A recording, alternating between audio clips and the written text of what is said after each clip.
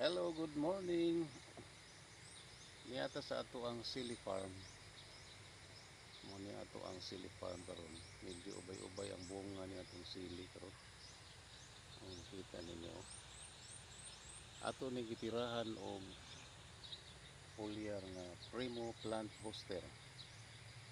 Effective kayo ang Primo Plant Booster. Kita na ito daghang kay bunga. Unya ato pong gitirahan og biotonic para pabuwak, paligon. Nga nga itong gamit nga insecticide is wild kid lang taon, mga bartoon lang ba, pero effective po. Nasa diya po'y mananap ito na ay nagkikot ko to. So muna si silly farm na diya po'y problema muna ati manon gini sila kay na maging mga insekto doon gini mga insekto sagbot na sad gunahan na kapoy pa na inyong higalag guna.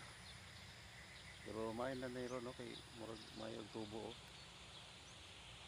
Dili pud kay ni daghan ni akong sili na aras mga 700 ka punuan kapin. May na lang makarbista ni ikapalit og binlod. Ginagmay na gud. Okay. Click like pud mo diha aron na mo daghan natong follower. Atong mga subscriber. Aron na mo update ba. Sige, ala katong dunay mga yuta diyan bakante pananom na mo kay mahal kay ang sili ron. Kining hybrid red hat ipuan mo ning variety nako.